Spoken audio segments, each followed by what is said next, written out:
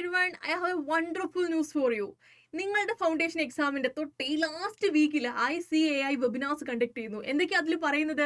നിങ്ങൾ എങ്ങനെ പഠിക്കണം, ഏത് ഏരിയ ഫോക്കസ് ചെയ്യണം, എങ്ങനെ ആൻസർ ചെയ്യണം, എങ്ങനെയാണ് ഓരോ വാല്യൂവേഴ്സും അതിന് മാർക്ക് ഇടുന്നുണ്ടാവുക, ഓൾ ദിസ് ഇൻഫർമേഷൻസ്. എനിക്കറിയാം ഈ kinds of questions section number എഴുതണോ, നിങ്ങൾ ആൻസർ എഴുതുമ്പോഴത്തേക്കും പ്രൊവിഷൻ അതുപോലെ തന്നെ എഴുതണോ, ഇതുപോലുള്ള ഒരുപാട് ഡൗട്ടുകൾ നിങ്ങൾക്ക് ഇതിന് മുമ്പ് വന്ന് കാണും. നിങ്ങൾ ഫാക്കൽറ്റീസിനോട് ചോദിച്ചു കാണും അല്ലേ, ആ ഒരു ആൻസർ പറയും. നിങ്ങൾ മറ്റ് ഫാക്കൽറ്റീസിനോട് ചോദിക്കുമ്പോൾ ചിലപ്പോൾ വേറൊരു ആൻസർ കിട്ടും. So this will stay confusions അല്ലെ. ഈ ഒരു കൺഫ്യൂഷൻസ് ഒക്കെ നിങ്ങളുടെ മനസ്സിൽ ഇങ്ങനെ കാണും, ഒരു ഉറപ്പില്ലായ്മ. ബട്ട് ഇതിനെല്ലാം അൾട്ടിമേറ്റ്ലി സൊല്യൂഷൻസ് തരാൻ പറ്റുന്നവർക്ക് ICAI, institute of chartered accountants of India, that's our board. അവിടെ നിന്ന് പറഞ്ഞു കഴിഞ്ഞാൽ പിന്നെ അപ്പീലില്ല, because they are giving instructions to the valuers അല്ലേ. സോ നമ്മൾ ഇന്ന് ഡിസ്കസ് ചെയ്യാൻ പോകുന്നത് ICAIയുടെ വെബിനാറിൽ ലോയ്ക്ക് 2 വെബിനാറാണ് ICAI കണ്ടക്ട് ചെയ്തിട്ടുള്ളത്. ഈ ഒരു ലാസ്റ്റ് വീക്കിൽ 4 പേപ്പറിനും 2 വെബിനാർ വീതം ICAI കണ്ടക്ട് ചെയ്യുന്നുണ്ട്. 2 അവേഴ്സോളം ആ വെബിനാർസ് വീതം വരും. അങ്ങനെയാണെങ്കിൽ നോക്കിയേ, മൊത്തം ഒരു 16 അവേഴ്സിന്റെ വെബിനാറാണ് ICAI നടത്തിക്കൊണ്ടിരിക്കുന്നത്. ഞാൻ ഈ വീഡിയോ ഷൂട്ട് ചെയ്യുന്ന സമയത്ത് തന്നെ ഒരു വെബിനാർ ലൈവ് പോയിക്കൊണ്ടിരിക്കുകയാണ്. പക്ഷേ ഇത് മൊത്തം കാണാൻ നിങ്ങൾക്ക് സമയമുണ്ടോ? ഓബ്വിയസ്ലി ഇല്ല അല്ലെ. 16 അവേഴ്സ് ഇതിന് വേണ്ടി മാറ്റി വയ്ക്കാൻ നമുക്ക് സമയമില്ല. പക്ഷെ നമുക്ക് എന്ത് ചെയ്യുന്നത്, എനിക്ക് എന്ത് സമയമുണ്ട്, നിങ്ങൾക്ക് വേണ്ടി ഈ വെബിനാർസ് ഇരുന്ന് കണ്ടിട്ട് അതിൽ പറയുന്ന ഏറ്റവും ഇമ്പോർട്ടൻ്റ് ആയിട്ട് നിങ്ങൾ അറിഞ്ഞിരിക്കേണ്ട കാര്യങ്ങൾ ഒരു 10 മിനിറ്റിൽ സമർപ്പിച്ച് നിങ്ങൾക്ക് തരാൻ എനിക്ക് സമയമുണ്ട്. So I'm doing that now.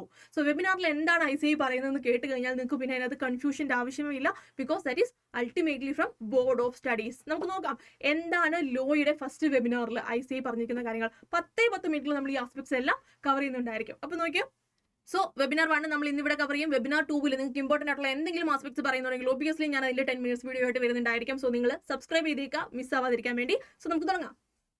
So നോക്കിയേ, ആദ്യം ഞാൻ പറഞ്ഞിരിക്കുന്നത് കവറേജ് ഓഫ് സിലബസ് ആണ്. ഓരോ ചാപ്റ്റേഴ്സിൽ നിന്നും എത്ര ക്വസ്റ്റ്യൻസ് വീതം വരും എന്നുള്ളത് ക്ലിയർ ആയിട്ട് പറഞ്ഞിട്ടുണ്ട്.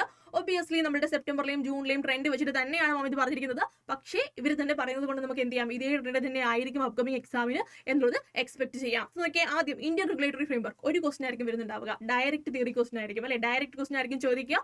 1 മാർക്ക് ഒരു ക്വസ്റ്റൻ, അതായത് 6 അല്ലെങ്കിൽ 7 മാർക്കിന്റെ ഒരു ക്വസ്റ്റൻ ആയിരിക്കും ചോദിക്കുന്നുണ്ടാവുക. ദെൻ ഇന്ത്യൻ കോൺട്രാക്ട് ആക്ടിനെ കുറിച്ച് പറഞ്ഞിരിക്കുന്നത് 5 മുതൽ 6 വരെയുള്ള ക്വസ്റ്റൻസ് നിങ്ങൾക്ക് എക്സ്പെക്ട് ചെയ്യാം. അതിനകത്ത് തിയറി ക്വസ്റ്റൻസും ഉണ്ടായിരിക്കും, കേസ് സ്റ്റഡി ക്വസ്റ്റൻസും ഉണ്ടായിരിക്കും. ഏകദേശം ഒരു 25 to 30 മാർക്സ് വരുന്നതാണ് ഇന്ത്യൻ കോൺട്രാക്ട് ആക്ട്. 2-3 തവണ എടുത്തെടുത്ത് പറഞ്ഞിട്ടുണ്ട്. ഇന്ത്യൻ കോൺട്രാക്ട് ആക്ട് ഒരിക്കലും നിങ്ങൾ സ്കിപ്പ് ആക്കാൻ പാടില്ല, ബിക്കോസ് അത് ഫൗണ്ടേഷൻ ആണ്. നിങ്ങൾ പഠിക്കുന്ന ഫൗണ്ടേഷൻ കോഴ്സ് ആണ്. ഫൗണ്ടേഷൻ കോഴ്സിൽ ലോയുടെ ഫൗണ്ടേഷൻ തന്നിരിക്കുന്നത് ഇന്ത്യൻ കോൺട്രാക്ട് ആക്ട് ആണ്. ഇത് പഠിക്കാതെ നിങ്ങൾക്ക് മുന്നോട്ടൊരു ലോ പഠനമില്ല. ഇന്റർ ആൻഡ് നിങ്ങളുടെ SPOM ലെവലിലൊക്കെ നിങ്ങൾക്ക് ഇത് ആവശ്യം വരും. So this is foundation. Contract act പഠിക്കാൻ നിങ്ങൾക്ക് സെയിൽ ഓഫ് ഗുഡ്സും പാർട്ണർഷിപ്പ് പഠിച്ചാൽ അതൊന്നും ശാശ്വതമായിട്ട് സ്റ്റഡി ആയിരിക്കില്ല എന്ന് ഞാൻ പറയുന്നുണ്ട്. Then sale of goods and partnership act, ഇതിനകത്തുനിന്ന് ഒരു 3 ക്വസ്റ്റ്യൻസ് വീതം നിങ്ങൾക്ക് എക്സ്പെക്ട് ചെയ്യാൻ പറ്റും. അതുപോലെ തന്നെയാണ് കമ്പനീസ് ആക്ട്. കമ്പനീസ് ആക്ടിൽ 3 ക്വസ്റ്റ്യൻ ആയിരിക്കും വരുന്നുണ്ടാവുക എന്ന് പറഞ്ഞിട്ടുണ്ട്. ബട്ട് അതിനകത്തൊരു കമ്പാരിസണും അവർ നടത്തിയിട്ടുണ്ട്. കമ്പനീസ് ആക്ട് ചെറുതാണ് സെയിൽ ഓഫ് ഗുഡ്സും പാർട്ണർഷിപ്പുമായിട്ട് കമ്പയർ ചെയ്യുന്ന സമയത്ത്. സോ കമ്പനീസ് ആക്ട് ചെറിയ ഏരിയ, കൂടുതൽ മാർക്സ്, ആ ഒരു പോസിബിലിറ്റി ഉണ്ട്, എക്സ്പ്ലോർ ചെയ്യുക. ദെൻ ലിമിറ്റഡ് ലയബിലിറ്റി പാർട്ണർഷിപ്പ് ഒരു ക്വസ്റ്റ്യൻ ആയിരിക്കും വരുന്നുണ്ടായിരിക്കുക. ദെൻ നെഗോഷ്യബിൾ ഇൻസ്ട്രുമെന്റ്സ്, അത് എടുത്ത് പറഞ്ഞിട്ടുണ്ട്, പുതുതായിട്ട് വന്ന അഡീഷൻസ് ആണ്, അതുകൊണ്ട് തന്നെ മോസ്റ്റ് ഇമ്പോർട്ടന്റ് ആണ്. അതിൽ നിന്ന് 2 ക്വസ്റ്റ്യൻസ് ആയിരിക്കും വരുന്നുണ്ടാവുക. 1 തിയറിയും 1 കേസ് സിനാറിയോയും വരാനാണ് ചാൻസ് കൂടുതൽ. ഇനി ഇതിനകത്ത് ഒരു പോർഷൻ പോലും നിങ്ങൾ സ്കിപ്പ് ചെയ്തതെന്ന് റിപ്പീറ്റഡ്ലി എടുത്ത് പറഞ്ഞിട്ടുണ്ട്. വൈ? ബിക്കോസ് നമുക്കറിയാം ഒരു ക്വസ്റ്റ്യൻ വന്നു കഴിഞ്ഞാൽ ക്വസ്റ്റിന്റെ ഉള്ളിൽ ABC എന്ന് പറഞ്ഞ് 3 പാർട്ട് ഉണ്ടായിരിക്കും അല്ലെ. ആ 3 പാർട്ടിൽ നിങ്ങൾ ഇന്ത്യൻ റെഗുലേറ്ററി ഫ്രെയിംവർക്ക് നിങ്ങൾ വിട്ടാൽ അതിന്റെ കൂടെയുള്ള Bയും Cയും അല്ലെ 2 ക്വസ്റ്റ്യൻസ് പിന്നെ നിങ്ങൾക്ക് ഉണ്ടാവും. അത് നിങ്ങൾക്ക് നല്ല പഠിച്ചതാണെങ്കിൽ നിങ്ങൾ എന്ത് ചെയ്യും, അതുകൊണ്ട് ഒരു പോർഷനും വിടാൻ പാടില്ല. അപ്പോൾ നിങ്ങൾ ടെൻഷൻ അടിക്കേണ്ട ആവശ്യമില്ല. നിങ്ങൾ ഏതെങ്കിലും ഒരു പോർഷൻ സ്കിപ്പ് ചെയ്തിട്ട് അല്ലെങ്കിൽ ഒരു ചാപ്റ്റർ സ്കിപ്പ് ചെയ്തിട്ടാണ് പഠിച്ചതെന്ന് ഓർത്തിപ്പോൾ ഒരുപാട് അങ്ങ് ടെൻഷൻ അടിക്കേണ്ട ആവശ്യമുണ്ടോ? ഇല്ല. നിങ്ങൾ ഒരു ചാപ്റ്ററിനെ കംപ്ലീറ്റ്ലി സ്കിപ്പ് ആക്കാതിരുന്നാൽ മതി. പകരം എന്ത് ചെയ്യുക, we have A tip for you. അതിൽ എന്താ ചെയ്യേണ്ടത്, നിങ്ങൾ വിടാൻ ഉദ്ദേശിക്കുന്ന ചാപ്റ്റർ, അതായത് നിങ്ങൾക്ക് ഒരു വിധത്തിലും അതും കൂടെ പഠിച്ചെത്തത്തില്ല എന്നാണെന്നുണ്ടെങ്കിൽ ഒബ്വിയസ്ലി അത് പഠിക്കാനല്ല നിങ്ങൾ 2-3 ദിവസം യൂസ് ചെയ്യേണ്ടത്. ഇതുവരെ പഠിച്ചതിനെ നല്ല രീതിയിൽ റിവൈസ് ചെയ്യാൻ വേണ്ടി തന്നെയാണ്. സോ നിങ്ങൾക്ക് പഠിക്കാൻ പറ്റാത്ത ആ ചാപ്റ്ററിൽ നിന്ന് മിനിമം എന്ത് ചെയ്യുക, RTP MTP സജസ്റ്റ് ആൻസേഴ്സ് ക്വസ്റ്റ്യൻസും കാര്യങ്ങളും മാത്രമാണെങ്കിലും നിങ്ങൾ എന്ത് ചെയ്യുക, നോക്കി വെക്കുക. ഏറ്റവും ഇമ്പോർട്ടൻ്റ് ആയിട്ടുള്ള ഒരു 8-10 ക്വസ്റ്റ്യൻസ് നിങ്ങൾക്ക് അവിടെ നിന്ന് കിട്ടുമല്ലോ, അത് മിസ് ചെയ്യരുത്. കംപ്ലീറ്റ്ലി 100% ഒരു ചാപ്റ്റർ നിങ്ങൾ പഠിക്കാതെ വിടാൻ പാടില്ല. So this is the input from this slide. So രണ്ടാമത്തെ കേസിൽ നാം ഡിസ്കസ് ചെയ്തിരിക്കുന്നത് എങ്ങനെയാണ് മാർക്കിംഗ് പാറ്റേൺ ഓഫ് ലോയിൽ എങ്ങനെയാണ് മാർക്സ് ഇടുന്നുണ്ടായിരിക്കുക. ഈ ഇൻസ്ട്രക്ഷൻ ആണ് നിങ്ങളെ പേപ്പർ ഇവാലുവേറ്റ് ചെയ്യുന്ന ഇവാലുവേറ്റേഴ്സിന് കൊടുത്തിട്ടുള്ളത്. സോ നിങ്ങളും ഇത് അറിഞ്ഞിട്ട് വേണം നിങ്ങളുടെ ആൻസേഴ്സ് പ്രസന്റ് ചെയ്യാൻ വേണ്ടി. സോ നോക്കിയ സ്റ്റെപ്പ് വൈസ് മാർക്ക്. ലോയിൽ എന്ത് സ്റ്റെപ്പ്, അക്കൗണ്ട്സിലല്ലേ സ്റ്റെപ്പ്, അങ്ങനെയാണോ ചിന്തിച്ചത്? ഒബിയസ്ലി എല്ലാ ലോയിൽ സ്റ്റെപ്പ് ഉണ്ട്. നിങ്ങൾക്ക് കേസ് സ്റ്റഡി ക്വസ്റ്റ്യൻസ് ആണെങ്കിൽ മാം ഇവിടെ ക്ലിയർ ആയിട്ട് പറയുന്നുണ്ട്. You can see here. നോക്കിയേ, legal provision, analysis and correlation അഥവാ കൺക്ലൂഷൻസ്, ഇത് നിങ്ങൾ 3 സ്റ്റെപ്പ് എഴുതണം. ഈ 3 സ്റ്റെപ്പിനും കൂടെ ചേർന്നിട്ടായിരിക്കും നിങ്ങൾക്ക് മാർക്ക് വീഴുന്നുണ്ടാവുക.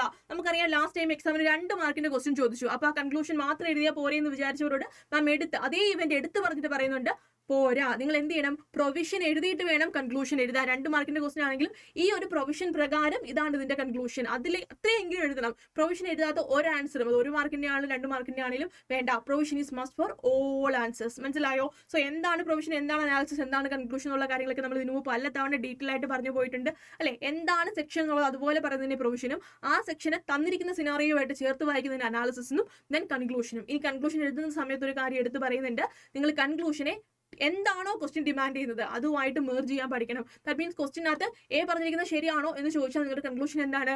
എ പറഞ്ഞിരിക്കുന്നത് ശരിയാണ്. എ ആണോ ബി ആണോ കറക്റ്റ് എന്ന് ചോദിച്ചാൽ കൺക്ലൂഷൻ എന്താണ്? എ ആണ് കറക്റ്റ് അല്ലെങ്കിൽ ബി ആണ് കറക്റ്റ് അല്ലെ. ഈ ഒരു രീതിയിൽ വേണം നിങ്ങൾ എപ്പോഴും പ്രൊവിഷൻ എഴുതുക, അനാലിസിസ് എഴുതുക, ദെൻ കൺക്ലൂഷൻ എഴുതുന്നത് 1 ലൈനോ 2 ലൈനോ ആയിരിക്കുമല്ലോ കൺക്ലൂഷൻ. അതിന് തൊട്ട് മുന്നേ ക്വസ്റ്റ്യൻസ് ഒന്നും കൂടെ വായിച്ചു നോക്കാം. എന്താണോ ക്വസ്റ്റിന്റെ ലാസ്റ്റ് ലൈനിൽ ചോദിച്ചിരിക്കുന്നത്, ക്വസ്റ്റ്യൻ മൊത്തം വായിക്കാനല്ല കേട്ടോ, ക്വസ്റ്റിന്റെ ലാസ്റ്റ് ലൈൻ ഒന്നും കൂടെ വായിക്കുക. എന്താണോ ക്വസ്റ്റിൽ പറഞ്ഞിരിക്കുന്നത് അതിന് കറക്റ്റ് ഹിറ്റ് ചെയ്യുന്ന രീതിയിൽ ആൻസർ കൊടുക്കുക. So this is how they put marks in gloss paper. So ഇത് ശ്രദ്ധിച്ചിട്ട് വേണം നിങ്ങൾ എന്ത് ചെയ്യാൻ വേണ്ടി? ആൻസർ എഴുതാൻ വേണ്ടി. ഓക്കെ, അടുത്ത കാര്യം പറഞ്ഞിട്ടുള്ളത് നിങ്ങളുടെ മനസ്സിലുള്ള ഡിക്ടോ ക്വസ്റ്റ്യൻ ആണ്. സെക്ഷൻ നമ്പർ സൈറ്റ് ചെയ്യണോ? Any marks four section numbers. എങ്ങനെയാണ് ലോയ്ക്ക് മാക്സിമം മാർക്സ് സ്കോർ ചെയ്യുക? നമുക്കറിയാം ഒരേ ലെവൽ ഓഫ് നോളജിൽ നിൽക്കുന്ന ആളുകൾ തന്നെ 2 രീതിയിൽ പേപ്പർ പ്രസന്റ് ചെയ്യുമ്പോൾ 2 രീതിയിൽ മാർക്ക് വീഴുന്നുണ്ടാവും അല്ലെ. സോ നമ്മുടെ ടാർഗറ്റ് എന്താ? നമുക്ക് അറിയാവുന്ന ഒരു കോൺസെപ്റ്റിൽ മാക്സിമം മാർക്ക് നമുക്ക് സ്കോർ ചെയ്യണം. അതിൽ എങ്ങനെ എഴുതണം? ഇങ്ങനെ എഴുതണം. നോക്കിയേ, മാർക്ക് സൈറ്റേഷൻ സെക്ഷൻ സൈറ്റ് ചെയ്യുന്ന കാര്യത്തിൽ എന്താ മാം പറഞ്ഞിട്ടുള്ളത്? It is not expected. Foundation ലെവലിൽ അത് എക്സ്പെക്ട് ചെയ്യുന്നില്ല, ബട്ട് അതൊരു ഹാബിറ്റ് ആക്കാം. നിങ്ങൾക്ക് ഹയർ ലെവലിൽ അതിനെ ഹെൽപ്പ് ചെയ്യും. മാത്രമല്ല വാല്യൂ ചെയ്യുന്ന ആൾക്കൊരു ഇംപ്രഷൻ ക്രിയേറ്റ് ചെയ്യാൻ അത് ഹെൽപ്പ് ചെയ്യുന്നുണ്ടായിരിക്കും. പക്ഷേ 100% ഉറപ്പാണെങ്കിൽ മാത്രമേ നിങ്ങൾ എഴുതാവുള്ളൂ. തെറ്റിപ്പോയാൽ മാർക്ക് കുറയും, അത് അവരെടുത്ത് പറയുന്നുണ്ട്. സോ ശരിയാക്കിയതിന്റെ പേര് നിങ്ങൾക്ക് എക്സ്ട്രാ മാർക്ക് കിട്ടിയിട്ടില്ലായിരിക്കാം മേ ബി, ബട്ട് തെറ്റിയ മാർക്ക് കുറയുന്നുള്ള കാര്യത്തിൽ സംശയമൊന്നുമില്ല. സോ നല്ല ഷുവർ ആണെങ്കിൽ മാത്രം നിങ്ങൾ എന്ത് ചെയ്തോ? സെക്ഷൻ നമ്പർ എഴുതിക്കോ. അത് പഠിച്ചു വെക്കുന്നത് ഒരു ഹാബിറ്റ് ആക്കിക്കോ. നിങ്ങൾക്ക് ഹയർ ലെവലിലേക്ക് ഹെൽപ്പ് ചെയ്യും. ബിക്കോസ് ഇന്റർ ആൻഡ് ഫൈനൽ ലെവലിൽ നിങ്ങൾക്ക് അത് എക്സ്പെക്ട് ചെയ്യുന്നുണ്ട്. ദെൻ എങ്ങനെയാണ് ഗുഡ് മാർക്ക് സ്കോർ ചെയ്യേണ്ടത്? ക്വസ്റ്റ്യൻ കെയർഫുള്ളി റീഡ് ചെയ്യണം. ക്വസ്റ്റിനകത്ത് പല പാട്ടുകൾ ഉണ്ടാകും അല്ലെ. ഒരേ ക്വസ്റ്റിനിൽ തന്നെ ABCD ഇടാതെ തന്നെ ചിലപ്പോൾ എന്താ വിത്ത് എക്സാമ്പിൾ എക്സ്പ്ലെയിൻ എന്ന് പറഞ്ഞിട്ടുണ്ടാകും. എക്സാമ്പിൾ ഇല്ലാതെ എക്സ്പ്ലെയിൻ ചെയ്താലോ? നിങ്ങൾക്ക് അറിയാം എക്സാമ്പിൾ എഴുതാൻ, പക്ഷേ ആ ക്വസ്റ്റ്യൻ വായിക്കുന്നതിന്റെ പ്രശ്നം കൊണ്ട് നിങ്ങൾക്ക് മാർക്ക് പോകാൻ ചാൻസ് ഉണ്ട്. സോ ക്വസ്റ്റ്യൻസ് കെയർഫുള്ളായി റീഡ് ചെയ്യണം. എന്താണ് ക്വസ്റ്റ്യൻ ചോദിച്ചത് അതിന് ഡിക്റ്റോ പറ്റുന്ന രീതിയിൽ നിങ്ങൾ എന്ത് ചെയ്യണം? ആൻസർ കൺക്ലൂഷൻ എഴുതി കംപ്ലീറ്റ് ചെയ്യണം. പിന്നെ രണ്ടാമത്തെ പോയിന്റ് പറഞ്ഞിരിക്കുന്നത് കോൺസെൻട്രേറ്റ് വിത്ത് മാർക്സ് അലോക്കേറ്റഡ്. 2 മാർക്കിന്റെ ക്വസ്റ്റിന് എത്ര സമയം എഴുതണം? 3 മാർക്കിന്റെ ക്വസ്റ്റിന് എത്ര സമയം എഴുതണം? ഇത് നിങ്ങൾ പ്ലാൻഡ് ആയിരിക്കണം. You can plan it now. ഇപ്പോൾ തന്നെ നമുക്ക് സെറ്റ് ആക്കാം. ഓക്കെ, മൊത്തം എത്ര മിനിറ്റ് ആണ് നിങ്ങൾക്ക് അവൈലബിൾ ആയിട്ടുള്ളത്? കൂൾ ഓഫ് ടൈം പോയി കഴിഞ്ഞാൽ 180 മിനിറ്റ്സ്. 180 മിനിറ്റ്സിൽ നിങ്ങൾ എത്ര ക്വസ്റ്റ്യൻസ് ആൻസർ ചെയ്യണം? നമുക്കറിയാം ഒരു കമ്പൽസറി ക്വസ്റ്റിനും പിന്നെ താഴോട്ടുള്ള 5 ക്വസ്റ്റ്യൻസിൽ 4 ക്വസ്റ്റ്യനുമാണ് നിങ്ങൾ എഴുതേണ്ടത് അല്ലെ. മൊത്തം 5 ക്വസ്റ്റ്യനാണ് നിങ്ങൾ എഴുതുക. 5 ക്വസ്റ്റ്യനും 20 മാർക്ക് വീഴുമായിരിക്കും വരുന്നുണ്ടാവുക അല്ലെ. സോ 180 മിനിറ്റ്സ് മൊത്തം നിങ്ങൾക്ക് ക്വസ്റ്റ്യൻ എഴുതാൻ വേണ്ടി ആൻസർ എഴുതാൻ വേണ്ടി കിട്ടുമോ? ഒബിയസ്ലി ഇല്ല. നിങ്ങൾ എക്സാം എഴുതുമ്പോൾ കൂൾ ഓഫ് ടൈമിൽ മാത്രമല്ലല്ലോ ക്വസ്റ്റ്യൻ വായിക്കുക. അതിൻ്റെ ഇടയ്ക്കുള്ള ടൈമിൽ നിങ്ങൾ ഓരോ തവണയും ആൻസർ എഴുതുന്നതിന് മുമ്പ് ക്വസ്റ്റ്യൻ വായിക്കേണ്ടി വരും. ഇനി ലാസ്റ്റ് മിനിറ്റിൽ നമ്മൾ ഇതൊന്ന് എഴുതിയത് ഫുൾ ഒന്ന് ചെക്ക് ചെയ്യണം അല്ലെ. അപ്പോൾ അതിനും കുറച്ച് സമയമൊക്കെ വരും. അങ്ങനെ ഒരു 30 മിനിറ്റ് ക്വസ്റ്റ്യൻ റീഡിങ്ങിനും ഇതിനൊക്കെ വേണ്ടി നമ്മൾ മാറ്റി വെച്ച് കഴിഞ്ഞാൽ അറൗണ്ട് ഒരു 150 മിനിറ്റ്സ് ആയിരിക്കും നിങ്ങൾക്ക് ആൻസർ എഴുതാൻ കിട്ടുന്നുണ്ടാവുക. ഈ 150 മിനിറ്റ്സിൽ നിങ്ങൾ എത്ര ക്വസ്റ്റ്യൻസ് എഴുതണം?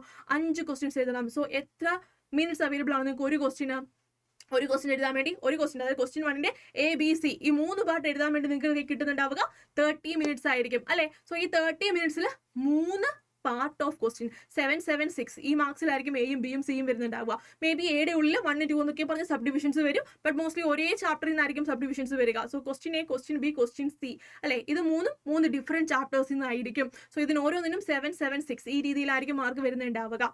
സോ ഒന്ന് ആലോചിച്ച് നോക്കിയേ, എത്ര മിനിറ്റ് കിട്ടും നിങ്ങൾക്ക് 7 മാർക്കിന്റെ ഒരു ക്വസ്റ്റ്യൻ ആൻസർ ചെയ്യാൻ? ഒരു ക്വസ്റ്റ്യന് ABC പാർട്ട് മൊത്തം ചേർത്ത് 30 ആണെങ്കിൽ എ പാർട്ട് മാത്രം ആൻസർ ചെയ്യാൻ നിങ്ങൾക്ക് 10 മിനിറ്റ് ആയിരിക്കും കിട്ടുന്നുണ്ടാവുക. സോ ഈ 10 മിനിറ്റിന് അപ്പുറം നിങ്ങൾ എഴുതിക്കൊണ്ടിരുന്നാൽ യു ആർ സ്കിപ്പിംഗ്, അല്ലെങ്കിൽ you are going to miss a question. നിങ്ങൾക്ക് ലാസ്റ്റത്തെ ഒരു ക്വസ്റ്റ്യൻ എഴുതാനുള്ള സമയം അവിടെ കിട്ടുന്നുണ്ടാവില്ല. സോ അത് ചെയ്യാൻ പാടില്ല. ഓരോ തവണ നിങ്ങൾ ആൻസർ എഴുതുമ്പോഴും എനിക്ക് അറിയാവുന്ന ആൻസർ ആണെങ്കിലും അത് 20 മിനിറ്റ് 30 മിനിറ്റ് ഒരു ആൻസർ ഒരു പാട്ടിന് വേണ്ടി കളയാൻ പാടുണ്ടോ? പാടില്ല. ഒരു ക്വസ്റ്റിന് 30 മിനിറ്റിന് അപ്പുറം നിങ്ങൾ പോകരുതെന്ന് ഓരോ തവണയും നിങ്ങൾ ഉറപ്പിക്കണം. ഓരോ ക്വസ്റ്റിൻ എഴുതി തുടങ്ങുമ്പോഴും കുറച്ച് നേരം കഴിയുമ്പോൾ വാച്ചിലേക്ക് നോക്കാം. 30 മിനിറ്റ് ആയിട്ടുണ്ടെങ്കിൽ അത് നിർത്തിയിട്ട് അടുത്ത ക്വസ്റ്റിലേക്ക് മൂവ് ചെയ്യാനുള്ള പരിപാടി തുടങ്ങുക. അടുത്ത ക്വസ്റ്റിൻ എപ്പോഴും ഫ്രഷ് പേജിൽ സ്റ്റാർട്ട് ചെയ്യണം, മറന്നു പോകാൻ പാടില്ല. സോ ഈ രീതിയിൽ നിങ്ങൾ എന്ത് ചെയ്യണം? മാർക്സ് എത്ര മാർക്സ്? 2 മാർക്കിന്റെ ക്വസ്റ്റിൻ ആണെങ്കിൽ ഇത്ര നേരം, 7 മാർക്കിന്റെ ക്വസ്റ്റിൻ ആണ് 10 മിനിറ്റ്, അങ്ങനെയാണെങ്കിലോ 3 മാർക്കിന് 5 മിനിറ്റ്, ഈ രീതിയിൽ ഡിവൈഡ് ചെയ്യത്തില്ലേ? അല്ലെങ്കിൽ ഒരു ഒന്നാമത്തെ ക്വസ്റ്റിന്റെ എ പാർട്ട് എടുത്തു കഴിഞ്ഞാൽ അതിന്റെ സബ് ഡിവിഷൻസ് എല്ലാം കൂടി ചേർത്ത് നിങ്ങൾക്ക് 10 മിനിറ്റേ ഉള്ളൂ, അതിനുള്ളിൽ നിങ്ങൾ തീർക്കണം. ആ രീതിയിൽ നിങ്ങൾ എന്ത് ചെയ്യണം? പ്ലാൻ ചെയ്ത് എക്സാം എഴുതണം. എന്നാണെങ്കിലും നല്ലതായിട്ട് എഴുതി രണ്ട് ക്വസ്റ്റിനേക്കാളും വലിയ കുഴപ്പമില്ലാതെ എഴുതിയ 5 ക്വസ്റ്റ്യൻ തന്നെയാണ് നമുക്ക് കൂടുതൽ മാർക്ക് തരാൻ പോകുന്നുണ്ടാവുക. സോ മാർക്സിനെ സമയത്തിനെ മാർക്സിന് അനുസൃതമായിട്ട് ഡിവൈഡ് ചെയ്യാൻ പ്രാക്ടീസ് ചെയ്യുക. ഓക്കെ, ഇനി എന്ത് വെച്ച് പഠിക്കണം എന്ന് ക്ലിയർ ആയിട്ട് ഇൻസ്റ്റിറ്റ്യൂട്ടിലൂടെ പറഞ്ഞിട്ടുണ്ട്. സ്റ്റഡി മെറ്റീരിയൽ യൂസ് ചെയ്യണം, RTPC യൂസ് ചെയ്യണം, NTPC യൂസ് ചെയ്യണം. ദെൻ അവരുടെ ലൈവ് വിർച്വൽ ക്ലാസ്സും പറയുന്നുണ്ട്. നിങ്ങൾക്ക് വേറെ ക്ലാസ്സസ് അവൈലബിൾ ആയിട്ട് നിങ്ങൾ കണ്ടിട്ടുണ്ടായിരിക്കും, അത് മതി. ഇനി ഇപ്പോൾ ഇത് പോയിട്ട് അവരുടെ ലൈവ് ക്ലാസ്സസ് കാണാൻ നിൽക്കണം നിർബന്ധമൊന്നുമില്ല. സോ RTP MTP ഒക്കെ നിങ്ങൾ പഠിച്ചിട്ടുണ്ടോ? ഡോൺ വരി, നിങ്ങൾ നമ്മുടെ വർക്ക് ബുക്ക് സോൾവ് ചെയ്തിട്ടുള്ളവരായിരിക്കുമല്ലോ. അങ്ങനെയാണെങ്കിൽ ഇപ്പോൾ നിങ്ങൾക്ക് സംശയിക്കേണ്ട ഒരാവശ്യമില്ല. ഇൻസ്റ്റിറ്റ്യൂട്ട് പറയുന്ന പുറകോട്ടുള്ള 4 RTPs, പുറകോട്ടുള്ള 4 സജസ്റ്റഡ് ആൻസേഴ്സ്, പുറകോട്ടുള്ള 2 MTPs, ഇതെല്ലാം നിങ്ങളുടെ വർക്ക് ബുക്കിൽ കവേർഡ് ആണ്. ലേറ്റസ്റ്റ് ആയിട്ട് വന്നതും കൂടെ നിങ്ങൾ നോക്കിയിട്ടുണ്ട് എന്നുണ്ടെങ്കിൽ ഈ പറഞ്ഞ ആസ്പെക്ട്സ് എല്ലാം നിങ്ങൾ പഠിച്ചിട്ടുണ്ട്. ഡോൺ വറി അബൌട്ട് ഇറ്റ്, നിങ്ങളത് കവർ ചെയ്തിട്ടുണ്ട്. ഓക്കെ, ഇനിയാണ് മോസ്റ്റ് ഇമ്പോർട്ടന്റ് ഏരിയ. എങ്ങനെ എഴുതിയാൽ മാർക്ക് കിട്ടും, ഏത് ലാംഗ്വേജിൽ എഴുതണം. എനിക്കറിയാം എത്ര എക്സാംസ് കഴിഞ്ഞാലും റിപ്പീറ്റഡ്ലി കുട്ടികളുടെ സൈഡിൽ നിന്ന് അത് ലോ ഫാക്കൾട്ടി എനിക്ക് കിട്ടുന്ന ഒരു ക്വസ്റ്റൻ ആണ്. കാണാതെ പഠിച്ച് അതുപോലെ എഴുതിയാൽ മാത്രമേ മാർക്ക് തരത്തുള്ളൂ ഇൻസ്റ്റിറ്റ്യൂട്ട് തന്നെ പറയുന്നു ഞങ്ങളത് എക്സ്പെക്ട് ചെയ്യുന്നില്ല. Here there is A point. നോക്കിയേ, നോ വെർബാറ്റം റീപ്രൊഡക്ഷൻ എന്ന് പറഞ്ഞാൽ ലോയുടെ ബുക്കിൽ എന്താണോ എഴുതിയിരിക്കുന്നത് അത് അതുപോലെ തന്നെ നിങ്ങൾ എഴുതി വെക്കാൻ ഇൻസ്റ്റിറ്റ്യൂട്ട് എക്സ്പെക്ട് ചെയ്യുന്നില്ല. ഈവൻ മേഘാമം തന്നെ പറയുന്നുണ്ട് എനിക്ക് പോലും എഴുതാനും പറ്റത്തില്ല എന്ന്. സോ എന്താ എക്സ്പെക്ട് ചെയ്യുന്നത്? നിങ്ങൾ ലീഗൽ പ്രൊവിഷൻസ്, കീവേഡുകൾ റീപ്രൊഡ്യൂസ് ചെയ്യാൻ പഠിക്കുക. എന്താ പറയുന്നത്? Language should be used have legal touch ഉള്ള ലാംഗ്വേജ് ആണ് നിങ്ങൾ യൂസ് ചെയ്യാൻ വേണ്ടി. എന്താ അവിടെ ഉദ്ദേശിക്കുന്നത്? ശരിക്കും നിങ്ങൾ ലോ പഠിച്ച് അതുപോലെ എഴുതാനല്ല, മറിച്ച് എന്താ ലീഗൽ കീവേഡ്സ് നമ്മൾ പറയാറില്ലേ, അതേ സംഭവം നിങ്ങൾ റീപ്രൊഡ്യൂസ് ചെയ്യാൻ പഠിക്കണം. For example doctrine of indoor management, അതിന് പകരം നിങ്ങൾ indoor management rule, company internal rule ഇങ്ങനെ എഴുതിയാലോ അത് ലീഗൽ ഫ്രേസ് ആവുന്നില്ല. ഡോക്ട്രിൻ ഓഫ് ഇൻഡോർ മാനേജ്മെന്റ് തന്നെ എഴുതണം. Doctrine of constructive notice, assumption ഡോക്ടറിനോ അങ്ങനെയൊക്കെ എഴുതി വെക്കാറുണ്ട് കുട്ടികൾ. അതാണ് ലീഗൽ ലാംഗ്വേജ് അല്ല എന്ന് പറയുന്നത്, അല്ലെ? ഫിനാൻഷ്യൽ ഇയറിനെ വെറുതെ ഇയർന്ന് എഴുതിയാൽ ശരിയാകുമോ? അസസ്മെന്റ് ഇയറിനെ വെറുതെ ഇയർന്ന് എഴുതിയാൽ ശരിയാകുമോ? ഇല്ല. അതൊക്കെ എന്താ, അതാത് ലോയിൽ യൂസ് ചെയ്തിരിക്കുന്ന ലീഗൽ ലാംഗ്വേജിനെ, അതിലെ കീവേഡ്സിനെ മാത്രം നിങ്ങൾ റീപ്രൊഡ്യൂസ് ചെയ്യണം. എന്നിട്ട് ബാക്കി നിങ്ങൾക്ക് നിങ്ങളുടെ ഓൺ ലാംഗ്വേജിൽ എഴുതാം, നോ ഇഷ്യൂസ്, അല്ലെ?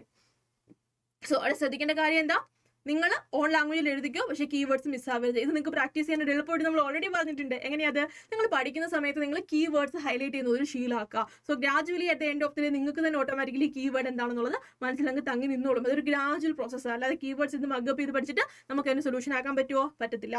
ഇനി അടുത്ത പോയിന്റ് എന്താ, ഇമ്പോർട്ടന്റ് ആയിട്ടുള്ള പോയിന്റ് പറഞ്ഞിരിക്കുന്നത് ജനറിക് ആൻസർ പാടില്ല. സെയിം സാധനം തന്നെയാണ്, ലീഗൽ ടേംസ് യൂസ് ചെയ്തിട്ടുള്ള ആൻസേഴ്സ് യൂസ് ചെയ്യുക. പിന്നെന്താ പറഞ്ഞിരിക്കുന്നത്, properly framed language, no flow charts, that is really important. ഈ പോയിന്റ് പറഞ്ഞിരിക്കുന്നത് നോക്കിയേ, ഫ്ലോ ചാർട്ട്സുകൾ പാടില്ല. എന്താ അത്? നമുക്കറിയാം, നിങ്ങളുടെ സ്റ്റഡി മെറ്റീരിയൽ നോക്കിയാലുണ്ട്, നിങ്ങളുടെ ഈ സാരാംശം എടുത്ത് നോക്കിയാലുണ്ട്, നിങ്ങൾ പഠിപ്പിക്കുന്ന ഫാക്കൾട്ടീസ് യൂസ് ചെയ്യുന്നുണ്ട് എന്നും പറഞ്ഞ് സ്റ്റഡി ഫ്ലോ ചാർട്ട്സ് അല്ലേ പെട്ടെന്ന് വരയ്ക്കാം, കാര്യങ്ങളെല്ലാം അതിനകത്ത് കിട്ടും. പറ്റുമോ? പറ്റില്ല. എക്സാമിന് ഒരിക്കലും നിങ്ങൾ ഫ്ലോ ചാർട്ട്സ് വരയ്ക്കില്ല. നോ, എക്സാമിന് ഇത് എക്സ്പെക്ട് ചെയ്യുന്നേ ഇല്ല. നിങ്ങൾ ബുള്ളറ്റിൻ പോയിന്റ്സ് ആയിട്ട് തന്നെ നിങ്ങളുടെ ആൻസേഴ്സ് ഫ്രെയിം ചെയ്തേ പറ്റത്തുള്ളൂ. ഇനി അടുത്ത എന്താ പറഞ്ഞിരിക്കുന്നത്, എഗെയിൻ ലീഗൽ പ്രൊവിഷൻ വേണമെന്നുള്ള കാര്യം തന്നെയാണ് പറഞ്ഞിരിക്കുന്നത്. പിന്നെ അടുത്ത കാര്യം പറഞ്ഞിട്ടുള്ളത് നോക്കിയേ, only provision that is sufficient to fulfil the requirement. അത് മാത്രം എഴുതിയാൽ മതി. എന്താ ഉദ്ദേശിക്കുന്നത്? നിങ്ങൾക്ക് ഇപ്പോൾ ഓഫീസിൽ നിന്ന് ഒരു ക്വസ്റ്റ്യൻ ചോദിച്ചാൽ അതിൽ ഓഫീസിൽ ഏത് പാർട്ടാണ് ചോദിച്ചിരിക്കുന്നത്, നോമിനിയുടെ പാർട്ടാണെങ്കിൽ നോമിനിയുടെ പാർട്ട്, അല്ലെ? അതിൽ റെസിഡൻഷ്യൽ സ്റ്റാറ്റസിന്റെ പാർട്ടാണെങ്കിൽ അത്, ആ ഒരു പോയിന്റ് പ്രൊവിഷൻ മാത്രം എഴുതിയാൽ മതി. അതെന്ന് വെച്ചാൽ ഓഫീസിന്റെ ഫുൾ പ്രൊവിഷൻസ് എഴുതിയിട്ട് വേണ്ട നിങ്ങൾ എന്ത് ചെയ്യാൻ വേണ്ടി, അനാലിസിസിലേക്കും കൺക്ലൂഷനിലേക്കും പോകാൻ വേണ്ടി. സോ എന്ത് പ്രൊവിഷൻ ആണോ വേണ്ടത് അത് മാത്രമേ എഴുതുക. ദെൻ അടുത്ത ഏരിയ എന്താ പറഞ്ഞിരിക്കുന്നത്, proper conclusion with requirement of question. നമ്മൾ ഓൾറെഡി പറഞ്ഞു, എന്താണോ ക്വസ്റ്റ്യൻ ചോദിക്കുന്നത് അതിന്റെ ആൻസർ വെച്ച് നിങ്ങൾ കൺക്ലൂഡ് ചെയ്യാൻ പഠിക്കണം. ഓക്കെ അല്ലേ? ഓക്കെ. ഓക്കെ, വിത്ത് എക്സാമ്പിൾ മാം ഇതിനകത്ത് നിങ്ങൾ എങ്ങനെ ഒരു കേസ് സിനാറിയോ ക്വസ്റ്റ്യൻ ആൻസർ ചെയ്യണം എന്ന് പറഞ്ഞു തന്നിട്ടുണ്ട്. നോക്കി, തന്നിരിക്കുന്ന കേസ് സിനാറിയോ ക്വസ്റ്റ്യനിൽ 2 പ്രൊവിഷൻ വെച്ചിട്ട് ആൻസർ ചെയ്യാനുള്ളതായിരുന്നു. 2 പ്രൊവിഷൻസും ആദ്യം തന്നെ എഴുതിയിട്ടുണ്ട്. ദെൻ ആഫ്റ്റർ എന്ത് ഫോളോ ചെയ്തിട്ടുണ്ട്, ഇൻ ദിസ് പ്രസന്റ് കേസസ് എന്ന് പറഞ്ഞ് സ്റ്റാർട്ട് ചെയ്തിട്ട് അതിൽ ക്ലിയർ ആയിട്ട് പറഞ്ഞിട്ടുണ്ട് ഈ ഒരു പ്രൊവിഷൻ പ്രകാരം ഈ ഒരു പ്രൊവിഷനെ ഈ ഒരു ക്വസ്റ്റനിൽ എങ്ങനെയാണ് അപ്ലൈ ചെയ്തിരിക്കുന്നത്, അതാണ് അനാലിസിസ്. ആ ഒരു പാർട്ട് കംപ്ലീറ്റ് ചെയ്തിട്ടുണ്ട്. ദെൻ ആഫ്റ്റർ കൺക്ലൂഡ് ചെയ്തിട്ടുണ്ട്, ഹെൻസ് എന്ന് പറഞ്ഞ് കൺക്ലൂഡും ചെയ്തിട്ടുണ്ട്. ഈ ഒരു രീതിയിൽ വേണം നിങ്ങൾ ആൻസർ എഴുതാൻ വേണ്ടി. നിങ്ങളുടെ സ്റ്റഡി മെറ്റീരിയലും സജസ്റ്റ് ആൻസറിലും കിടക്കുന്ന മോഡലിലല്ല നിങ്ങളോട് ഇൻസ്റ്റിറ്റ്യൂട്ട് എക്സാം എഴുതാൻ എക്സ്പെക്ട് ചെയ്യുന്നത്. പ്രൊവിഷൻ, അനാലിസിസ്, കൺക്ലൂഷൻ, അങ്ങനെ തന്നെ 3 പാരഗ്രാഫിൽ തന്നെ നിങ്ങൾ ആൻസർ ചെയ്യണം. ദെൻ ആഫ്റ്റർ ഡിസ്ക്രിപ്റ്റീവ് ക്വസ്റ്റിന്റെ കാര്യത്തിൽ എന്താ പറഞ്ഞിരിക്കുന്നത് നോക്കിയേ, ഹെഡിങ് എഴുതണം. അതായത് ഒരു ഡിസ്ക്രിപ്റ്റീവ് ക്വസ്റ്റൻ ആണെന്നുണ്ടെങ്കിൽ ഒരു ചെറിയ ഹെഡ്ലൈൻ കൊടുത്തിട്ട് വേണം നിങ്ങൾ എന്ത് ചെയ്യാൻ വേണ്ടി, എക്സ്പ്ലെയിൻ ചെയ്യാൻ വേണ്ടി. അതിൽ മാം യൂസ് ചെയ്തിരിക്കുന്നത്, ഇപ്പം മാം പ്രസന്റ് ചെയ്തിരിക്കുന്ന രീതി കണ്ടോ, 3 പോയിന്റാണ് മാമിന് പറയാനുള്ളത്. ആ 3 പോയിന്റ് 3 ബുള്ളറ്റിൻ പോയിന്റ്സ് ആയിട്ട് എഴുതിയേക്കും അല്ല, എന്ത് ചെയ്തിട്ടുണ്ട്, ഓരോന്നിനും ഒരു ഹെഡിങ് കൊടുത്തു, എന്നിട്ട് ആ ഹെഡിങ്ങിനെ എന്ത് എക്സ്പ്ലെയിൻ ചെയ്തു. ആ രീതിയിൽ വേണം നിങ്ങൾ എന്ത് ചെയ്യാൻ വേണ്ടി, നിങ്ങളുടെ തിയററ്റിക്കൽ ക്വസ്റ്റ്യൻസ് എക്സ്പ്ലെയിൻ ചെയ്യാൻ വേണ്ടി. കണ്ടോ, അതിൻ്റെ ഒരു നല്ല എക്സാമ്പിൾ കൊടുത്തിട്ടുണ്ട്. What you mean by the term capital എന്ന് ചോദിക്കുമ്പോൾ മീനിങ് ഓഫ് ക്യാപിറ്റൽ എന്നൊരു ഹെഡ് കൊടുത്തിട്ടാണ് അതിന്റെ ആൻസർ എക്സ്പ്ലനേഷനിലേക്ക് പോകുന്നത്. മനസ്സിലായോ? ഈ രീതിയിൽ വേണം നിങ്ങൾ ആൻസർ പ്രസന്റ് ചെയ്യാൻ വേണ്ടി. ദെൻ ലാസ്റ്റ് പാർട്ട്, ഈ ലാസ്റ്റ് പാർട്ടിലാണ് എനിക്ക് ഏറ്റവും ഇൻട്രസ്റ്റിംഗ് ആയിട്ട് തോന്നിയ ഒരു ഫാക്ട് മാം ഡിസ്കസ് ചെയ്തിട്ടുള്ളത്. That means 15 minute of cool off time നിങ്ങൾ എങ്ങനെ എഫക്റ്റീവ്ലി യൂട്ടിലൈസ് ചെയ്യണം. നമ്മൾ യൂഷ്വലി എന്ത് ചെയ്യുക, 15 മിനിറ്റിന് ക്വസ്റ്റ്യൻസ് വായിക്കും. അങ്ങനെയല്ല, അതിനെ 3 ആയിട്ട് ഡിവൈഡ് ചെയ്യുക. ആദ്യത്തെ 5 മിനിറ്റ് കൊണ്ട് നിങ്ങൾ എൻ്റെ ക്വസ്റ്റ്യൻസിലൂടെ ഒന്ന് ഓടിച്ചു പോകണം. ഏതൊക്കെ പ്രൊവിഷൻസിൽ നിന്നാണ് ക്വസ്റ്റ്യൻ ചോദിച്ചിട്ടുള്ളത്, ഞാൻ പഠിച്ചതാണോ പഠിക്കാത്തതാണോ, ഈ ഒരു ഓടിച്ചിട്ടൊരു വായന ഇത് ശീലമാക്കണമെങ്കിൽ നിങ്ങൾ എന്ത് ചെയ്യണം, MTPസും RTPസും ഒക്കെ പ്രിന്റ് എടുത്ത് MTPസും നിങ്ങൾക്ക് കിട്ടുന്ന റിപ്ലൈ മോക്കിൻ്റെ ക്വസ്റ്റ്യൻ പേപ്പേഴ്സ്, പ്രീവിയസ് ഉള്ള ക്വസ്റ്റ്യൻ പേപ്പേഴ്സ് പ്രിന്റ് എടുത്ത് വെക്കുക. 5 മിനിറ്റ് സ്പെൻഡ് ചെയ്താൽ മതി അതിനകത്ത്. എന്തിനു വേണ്ടിയാ? 5 മിനിറ്റ് കൊണ്ട് ഈ ക്വസ്റ്റ്യൻസ് എല്ലാം ഓടിച്ചിട്ട് വായിക്കാൻ എന്നെ കൊണ്ട് പറ്റുമോ എന്ന്. അതൊരു പ്രാക്ടീസ് ആണ്. 4-5 തവണ നിങ്ങളെ കൊണ്ട് പറ്റിയാൽ എക്സാം ഹാളിലും നിങ്ങൾക്ക് പറ്റും. സോ 5 മിനിറ്റ് നിങ്ങൾ എന്ത് ചെയ്യുക, ഈ ക്വസ്റ്റ്യൻസ് മൊത്തം വായിച്ച് നോക്കുക. എന്നിട്ട് 10 മിനിറ്റോ കളിക്കാനല്ലോ, 10 മിനിറ്റ് എന്ത് ചെയ്യണം എന്നാണ് മാം അടുത്തത് പറയുന്നത്. 5 മിനിറ്റ് കൊണ്ട് അടുത്ത 5 മിനിറ്റ് നിങ്ങൾ പ്ലാൻ ചെയ്യണം ഏത് ഓപ്ഷൻസ് ഒക്കെയാണ് ഞാൻ എഴുതുക. എൻ്റെ ഓപ്ഷണൽ ക്വസ്റ്റ്യൻ ഒരെണ്ണം എനിക്ക് വിടാം അല്ലെ, ഒന്നാമത്തെ ക്വസ്റ്റ്യൻ കമ്പൽസറി ഉള്ളൂ, ബാക്കിയുള്ള 5 4 എഴുതിയാൽ മതി. ഏത് ഞാൻ വിടും, ഏതാണ് എനിക്ക് ലീസ്റ്റ് അറിയാവുന്നത്, അത് നിങ്ങൾ തോട്ട് പ്രോസസ്സ്, അത് നിങ്ങൾക്ക് ആവശ്യമാണ്, ചിന്തിച്ചെടുക്കേണ്ട ഡിസിഷൻ ആണ്. സോ അടുത്ത 5 മിനിറ്റ് അതിനു വേണ്ടി സ്പെൻഡ് ചെയ്യണം. ഇനിയും ഉണ്ട് 5 മിനിറ്റ് അല്ലെ, ആ 5 മിനിറ്റ് എന്തിനു വേണ്ടിയാണ് സ്പെൻഡ് ചെയ്യേണ്ടത്? ഓർഡർ, ഏത് രീതിയിൽ ആൻസർ ചെയ്യണം എന്നുള്ളത് നിങ്ങൾ തീരുമാനിക്കണം. ആദ്യം ഏത് ക്വസ്റ്റ്യൻ, രണ്ടാമത് ഏത് ക്വസ്റ്റ്യൻ, ആ ഒരു ഓർഡർ നിങ്ങൾ ആൻസർ ചെയ്ത് നിങ്ങൾ മാർക്ക് ചെയ്ത് തന്നെ പോകണം. ബിക്കോസ് ആ ഓർഡർ ഇമ്പോർട്ടന്റ് ആണ്. ഏറ്റവും നന്നായിട്ട് അറിയാവുന്ന ആൻസർ ആണല്ലോ ആദ്യം പ്രസന്റ് ചെയ്യേണ്ടത്. ബട്ട് മേക്ക് ഷുവർ ഒരു ക്വസ്റ്റ്യൻ പിക്ക് ചെയ്ത് കഴിഞ്ഞാൽ, രണ്ടാമത്തെ ക്വസ്റ്റ്യൻ പിക്ക് ചെയ്ത് കഴിഞ്ഞാൽ ആ ക്വസ്റ്റിന്റെ ABC സബ്പാർട്സ് എഴുതിയിട്ട് നിങ്ങൾ മൂന്നാമത്തെ ക്വസ്റ്റിലേക്ക് പോകാൻ പാടുള്ളൂ. മൂന്നാമത്തെ ക്വസ്റ്റ്യൻ ഫസ്റ്റ് പേജിൽ തന്നെ, ഒരു ഫ്രഷ് പേജിൽ തന്നെ സ്റ്റാർട്ട് ചെയ്യണം, മറന്നു പോകരുത്. അപ്പോൾ ഓർക്കേണ്ട കാര്യം എന്താ, ഓർഡർ ഈസ് ഇമ്പോർട്ടന്റ്. മാം ഇതിനകത്തൊരു സജഷൻ തന്നിട്ടുണ്ട്, ബാക്കിൽ നിന്ന് എഴുതാൻ തുടങ്ങുക. Because first question compulsory question ഇച്ചിരി ട്രിക്കി ആവാനും കോംപ്ലിക്കേറ്റ് ആവാനുള്ള പോസിബിലിറ്റീസ് ഉണ്ട്. സോ ബാക്കിൽ നിന്ന് റീഡ് ചെയ്ത് തുടങ്ങുക. ബാക്കിൽ നിന്ന് റീഡ് ചെയ്ത് തുടങ്ങിയിട്ട് നിങ്ങൾ തീരുമാനിക്കണം ഏത് ക്വസ്റ്റ്യൻ ആണ് നിങ്ങൾക്ക് ഏറ്റവും കംഫർട്ടബിൾ, അത് വെച്ചിട്ട് നിങ്ങൾ പ്രസന്റ് ചെയ്യുക. സോ പ്രസന്റ് എഴുതാനല്ല ബാക്കിൽ നിന്ന് എഴുതാൻ പറഞ്ഞത്, റീഡ് ചെയ്യുമ്പോൾ ആദ്യത്തെ 5 മിനിറ്റ്സ് റീഡിങ്ങിൽ ബാക്കിൽ നിന്ന് റീഡ് ചെയ്ത് തുടങ്ങുക. അങ്ങനെയാണ് 15 മിനിറ്റ്സ് നിങ്ങൾ ഇഫക്റ്റീവ്ലി യൂട്ടിലൈസ് ചെയ്യേണ്ടത്. എന്നിട്ട് നിങ്ങൾ എന്ത് ചെയ്യുക, എഴുതാൻ തുടങ്ങുന്ന മൊമെന്റ് തൊട്ട് നിങ്ങളുടെ വാച്ചിനെ കൂടെ കൂട്ടുക. വാച്ച് പറയുന്ന അനുസരിച്ച് ഒരു ക്വസ്റ്റ്യൻ എത്ര മിനിറ്റാണ് നമുക്ക് കൊടുക്കാൻ പറ്റുക, 30 മിനിറ്റ് ആയിരിക്കും അല്ലെ, 3 ABC ഓപ്ഷൻസ് ഉൾപ്പെടെ തീർക്കാൻ പറ്റുന്നുണ്ടാവുക. സോ ആ ഒരു ടൈമിലേക്ക് മാക്സിമം എഴുതി തീർക്കുക എന്നുള്ള രീതിയിൽ നിങ്ങൾ പ്ലാൻ ചെയ്ത് എഴുതുക. ഓക്കെ. ദെൻ ഫൈനലി ക്വസ്റ്റ്യൻ പേപ്പറിന്റെ പാറ്റേണും പറഞ്ഞിട്ടുണ്ട്. ക്വസ്റ്റ്യൻ 1 കമ്പൽസറി ആയിരിക്കും. മൊത്തം നിങ്ങൾക്ക് 126 മാർക്കിന്റെ ക്വസ്റ്റ്യൻസ് ആയിരിക്കും, അല്ലെങ്കിൽ 127 മാർക്കിന്റെ ക്വസ്റ്റ്യൻസ് ആയിരിക്കും വരുന്നുണ്ടാവുക. സോ ഒരു 6-7 മാർക്ക് ലാസ്റ്റ് ക്വസ്റ്റ്യൻ നിങ്ങൾക്ക് ഓപ്ഷൻസ് ആയിട്ട് വരും. പിന്നെ നമുക്കറിയാം ഒന്നാമത്തെ ക്വസ്റ്റ്യൻ കമ്പൽസറി ആണ്, താഴോട്ടുള്ള ക്വസ്റ്റ്യൻസ് 5 എണ്ണത്തിൽ 4 എണ്ണം നിങ്ങൾ എഴുതിയാൽ മതി. അങ്ങനെയായിരിക്കും 20 മാർക്കിന്റെ ക്വസ്റ്റ്യൻസ് വരുന്നുണ്ടാവുക. സോ ഒരു പാറ്റേണും മാം ഇവിടെ എക്സ്പ്ലെയിൻ ചെയ്തിട്ടുണ്ട്. അങ്ങനെ തന്നെയായിരിക്കും അപ്കമിംഗ് എക്സാംസിനും വരുന്നുണ്ടാവുക എന്ന് നമുക്ക് ഉറപ്പായിട്ടുണ്ട്. പാറ്റേണിൽ ചേഞ്ചസ് ഒന്നുമില്ല. So this is it. ഇത്രയും കാര്യങ്ങളാണ് ഫസ്റ്റ് വെബിനാറിൽ പറഞ്ഞിട്ടുള്ളത്. സോ നിങ്ങളുടെ ഡൗട്ട്സിന് ഇനി ഇതിനപ്പുറത്തേക്ക് ഒരു ആൻസർ പറയാൻ ആരും ഒതന്റിക് അല്ല. മോസ്റ്റ് ഒതന്റിക് ആൻസേഴ്സ് തന്നെയാണ് നമുക്ക് ഇവിടുന്ന് കിട്ടിയിട്ടുള്ളത്. സോ അധികം സമയമൊന്നും കളയുന്നില്ല. ഇത് മനസ്സിൽ വെക്കുക. പഠിക്കുമ്പോഴും എഴുതുമ്പോഴും ഈ ഒരു കാര്യം മനസ്സിൽ വെച്ചുകൊണ്ട് തന്നെ നിങ്ങൾ ഇത് പ്രാക്ടീസ് ചെയ്താൽ മതി ഉണ്ടാവും. ഇങ്ങനെ ഒന്നും എഴുതി പഠിക്കേണ്ട ആവശ്യമൊന്നും ഇല്ല. ഇത് നിങ്ങളുടെ മനസ്സിലുണ്ടെങ്കിൽ ഈ രീതിയിലായിരിക്കും നിങ്ങൾ എന്ത് ചെയ്യുന്നുണ്ടാവുക, നിങ്ങളുടെ ആൻസറിന്റെ പേപ്പർ പ്രസന്റ് ചെയ്യുന്നുണ്ടാവുക. So all the best. ഒട്ടും സമയം കളയണ്ട, അടിപൊളിയായിട്ട് പഠിച്ചു. പിന്നെ മറക്കണ്ട, നമുക്ക് ഇനിയുള്ള ബാക്കി വെബിനാർസിന്റെ ഷോർട്സും 10 മിനിറ്റുള്ള കാര്യങ്ങളൊക്കെ ആയിട്ട് നമ്മൾ ഇനി വരുന്നുണ്ടായിരിക്കും. സോ സബ്സ്ക്രൈബ് ചെയ്ത് വെച്ചേക്ക്, ബെൽ ഐക്കൺ എനേബിൾ ചെയ്ത് വെച്ചേക്ക്, നിങ്ങൾ ഒന്നും മിസ്സാക്കാതിരിക്കാൻ വേണ്ടി. അപ്പോൾ ഓക്കെ മക്കളെ, ഓൾ ദി ബെസ്റ്റ്.